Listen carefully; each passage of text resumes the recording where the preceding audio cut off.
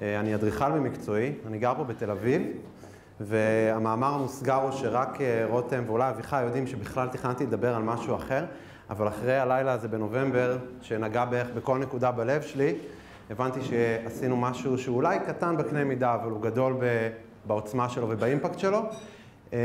ואת האמת, אני אגיד לכם עוד סוד, יכול להיות שהייתם שותפים אליו בלי לדעת, או הבנתם או הרגשתם את ההשפעה שלו בבוקר שאחרי. זאת תל אביב, בעיניי לפחות, ובעיניי האנשים ששותפים איתי לדרך, זה מגרש המשחקים הכי גדול במדינת ישראל, וזה גם במקרה העיר שאני גר בה, ואני מאוד אוהב אותה כבר כמה שנים. זה אגב שובל, שקרל, הוא יושב פה בקהל, בחרתי תמונה, למרות שהיא מאותו הערב, רואים כמה הוא מסתכל למעלה, הוא איש חזון מדהים. סליחה, אוקיי? צריכים לקרב, אתה צריך להרחיב. עכשיו בסדר? כן. עכשיו שומעים משהו? זה אימרי קלמן שלא נמצא כאן, אבל אימרי קלמן הוא גם איש חזון, הוא קצת עושה את זה יותר בנונשלנט, ולכן גם בחרתי תמונה שחור לבן, כי הצבע יוצא החוצה גם ככה. המקרן נמצא פה. לא.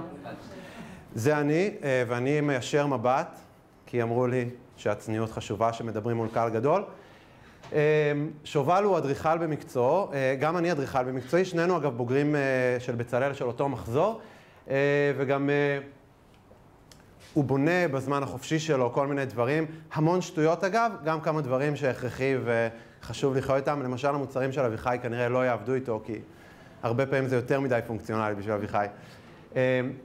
אגב, לשנינו יש פרויקטים בנפרד, וגם פרויקטים גדולים אנחנו לפעמים עושים ביחד, ואנחנו מקיימים איזושהי זוגיות מקצועית. אימרי, למשל, הוא הבעלים של הבר השפגת, שזה אולי הבר הכי סקסי בתל אביב, לפחות מבחינת העיצוב שלו, אבל הוא יכול לספר לכם מה שהוא רוצה, כי הוא, את האמת הוא איש מיתוג מדהים ומעצב, בלי ללמוד יום אחד באקדמיה. שלושתנו, כן? שלושתנו גרים בתל אביב, ואנחנו מאוד מאוד אוהבים אותה. זה האפקט שניסיתי לעשות זה, אבל לא ממש עבד. אנחנו גם עובדים, אנחנו מאוד מאוד אוהבים את האנשים שבעיר הזאת, גם את הנשים מהסוג הזה שיושבות שם, כן, כולנו מכירים אותן, עם הקפה ההפוך והדל, וגם אנחנו אוהבים את הקיצוני שלהם, שגם לא זז לי, וזה העיר, גם המקומות לכאורה פחות יפים בה, אבל מה שאנחנו הכי אוהבים זה את השילוב ביניהם, שלפעמים גם מגיע לרתיחה בלתי נשלטת, אבל זה היופי של עיר. העיר הזאת היא תל אביב, היא עיר מתפתחת. תדעו לכם שזכינו בגדול לחיות בעיר מתפתחת ושהיא לא שלמה ומושלמת כמו כל מיני ערים אירופאיות אחרות. היא מתפתחת לכל מיני כיוונים יותר טובים, פחות טובים. היותר טובים והפחות טובים זה לא בהתחשב במה שיש פה, כדי שאני לא אאבד לקוחות בעתיד. אבל חלק מהמבנים הם מבנים טובים, חלק פחות טובים, בטח כולם נעמדים לביקורת, חלק אחרי תוכניות וחלק פחות. ומה שאותנו תמיד עניין מאז ומעולם, זה דווקא הדברים הרבה יותר ספונטניים שמתקיימים בין התוכניות. ולכן יצרנו את המושג הזה, את האירוע הזה שנקרא סקוואר. הלוגו הזה שהצבנו מראה איזשהו סילואט של עיר, ספק תל אביב, ספק עיר בינלאומית אחרת, בספק יום או ספק לילה. וגם חוץ מזה שהוא לוגו איורי לחלוטין, הוא גם מסמל את ה-Q שבתוך הסקוואר, שסקוואר כידוע זה גם דרך לאמוד מידות בעולם העיצוב, וזה גם פרגמנט עירוני או חתיכת עיר מאוד מאוד חשובה. ה-Q הזאת היא גם מראה לנו את היכולת של אירועים קטנים לצאת ממקום אחד קטן ולהתפתח למשהו הרבה יותר גדול, ולכן יצרנו את האירוע הזה, שזו תחרות אורבנית ראשונה להתערבות אורבנית. מעצבים מכל הקשת של המעצבים הוזמנו, בדרך שעוד מעט אני אראה, לבוא ולתת את הפרויקט הקטן שלהם, שיכול להשפיע כמה שיותר במינימום אמצעים, במינימום פגיעה, אם בכלל, בלי פגיעה בכלל, ובלילה אחד לשנות איזשהו מרחב ציבורי כמתנה לעיר. כדי להסביר את הנושא הזה, לא רק לכם, אלא גם לאנשים בכלל, היינו צריכים להביא המון רפרנסים מהעולם כולו, איך אנשים מסוגלים במעט מאוד חומר, אבל עם המון המון חשיבה ועם הרבה אהבה למרחב שלהם, מצליחים לייצר אימפקטים מאוד גדולים, ומבחינתנו זאת אדריכלות קלאסית שהכי מתאימה לשנים שאנחנו חיים בה. בטח למצבים הכלכליים וכל מיני דברים וחפירות שלא קשורים ל10 דקות האלה עכשיו. יצרנו איזושהי שפה ויזואלית גדולה, גם כך השפה הוויזואלית עזרה לנו להביא גם את אדידס שהתחברו אלינו וגם הסכימו לתת לנו גם את השם שלהם וגם את הפרסים השווים ביותר, והוצאנו איזושהי הזמנה ויראלית שרצה באינטרנט והגיעה בלי ששמנו לב לאלפי אנשים, עם כל מיני שיירינג בפייסבוק שלא האמנו שיגיעו, ואיזושהי מערכת כללים גדולה, אבל שהסיכומו של העניין הוא איך אנחנו מייצרים את האירועים האלה בלי לפגוע בעיר, ומה העיר הזאת מרוויחה מאיתנו אחרי זה. אז יצרנו חבילות ערכות השתתפות, ושמנו אותם באיזשהו מקום שקשור לאדידס, אבל אני לא אעשה פה פרסומת, ולא תאמינו, הגיעו יותר מ-30 קבוצות לאסוף את ערכות ההשתתפות האלה, שכללו מפה עם המיקום שלך בעיר ואיפה אתה הולך לעשות את הפרויקט שלך, ואיזשהו בריף קצר, זאת אומרת, כמה כללים קצרים או איזשהו בריינסטורמינג ראשוני על מה אפשר לעשות ואיך אפשר להשפיע על הסביבה. התכנסנו כולנו בלילה 1 בנובמבר בשעה 12 בלילה ויצאנו לדרך. הבאנו חבורה של שופטים מהכי גבוה שיכולנו, ממעצבת התפאורת רקפת לוי, לאדריכל ארז זלה, לעורך מטיימאוט שבדיוק דיברו שהרצה כאן איתי ודמן, לעידו איז'ק הצלם. בקיצור, חבורה מאוד מגניבה, מאוד אורבנית, מאוד תל אביבית, אבל גם אנשים עם הרבה ידע והבנה. ומכאן והלאה יצאו הקבוצות. אנחנו רואים פה, מעתה ואילך אני פשוט יריץ תמונות של פרויקטים מהממים, חלקם עם אימפקט גדול שגם נשאר כמה ימים, חלקם פחות זמן.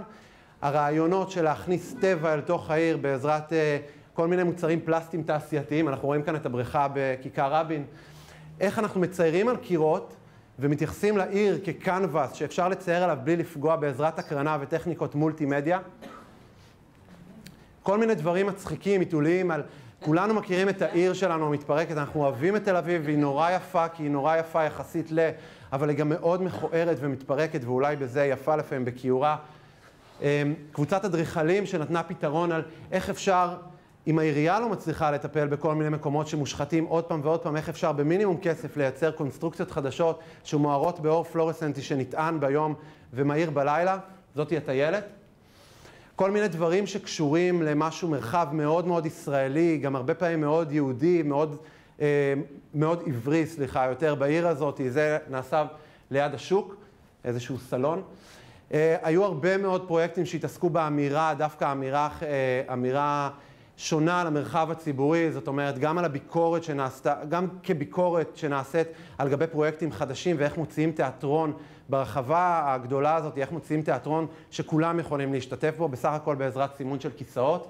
הפרס השלישי אגב הגיע לקבוצה הזאת שהציגה בביקורת, אבל באיכות וביצוע מדהים ביופיו, איזושהי חבילת סיוע שהופלה באמצע פארק לוינסקי, דווקא לפועלים הזרים, וספק היא של האום, ספק של מדינת ישראל, כל זה היה קשור גם למצנח שכאילו נחת שם. אגב, העירייה כמובן במקום הזה חיסלה את העניין תוך 3 שעות בערך. עוד פעם, כל מיני קיפולי נייר ודברים שהם איכותיים בקראפט שלהם, ומאוד קטנים, אבל בריבוי מאוד גדול. וגם כל מיני רעיונות תל אביביים של הקפה התל אביבי המוכר, ואיך מוציאים אותו למרחב.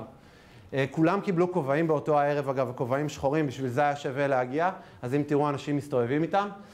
זה של עודד שיושב פה בקהל, והוא לקח גם חלק, עודד ויגל מששבי, שיצרו בועות של מחשבות במקומות שיש איזושהי תחושה של מנוחה לרגע בשדרות רוטשילד התל אביביות, וכל מיני פרויקטים אחרים אינטראקטיביים שמסגרו תמונות והוסיפו טקסטים. הפרס הראשון הלך לקבוצה הזאת שהציגה משהו מאוד חם כמובן, ולקחה את המעבר התת-קרקעי הנטוש ברחוב אלנבי והפכה אותו לתחנת הרכבת הראשונה, התחתית הראשונה בתל אביב. יש גם משהו נורא מצחיק בלכתוב שוק באנגלית, ולהפוך אותנו לבינלאומיים, ואז ברגעים האלה אתה נזכר כמה פריפריה אנחנו, ויש בזה משהו גם מצחיק, אבל גם מעביר איזשהו מסר מעט ביקורתי. זה אגב תמונה מדהימה לטעמנו, שהיא מאוד מאוד אדריכלית, מאוד מרחבית, ודבר כזה פתאום לראות באמצע הלילה, זה היה מדהים בעינינו. אז מה הרווחנו מזה? הרווחנו מזה קודם כל דף קשר. אל תזלזלו בדפי קשר, מסתבר שדף קשר ש90 מעצבים מכל התחומים, מקעקעים, מטקסטיל, מאדריכלות, עיצוב תעשייתי, פנים, מכל הקשת הרחבה, דף קשר כזה פתאום של אנשים שבא להם לעשות משהו קצת אחר וקצת לשנות גם את השגרה שלהם וגם את השגרה העירונית. והתמונה האחרונה זאת התמונה של הפרויקט הזה, שהוא מדהים ביופיו בעיניי. הוא מדהים כי הוא הצליח להישאר שם גם 3 ימים. הוא הצליח להישאר שם 3 ימים בגלל כמה סיבות. מעבר ליכולת האסתטית והרגישה שלא לפגוע במרחב ולהשאיר אותו, הוא התיישב בדיוק ליד מבנה שעבר כל כך הרבה מסננות של ביקורת בשנים האחרונות.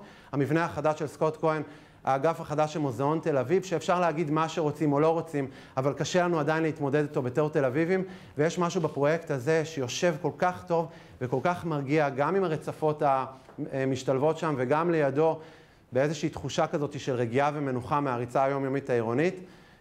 זהו, תודה רבה לכם.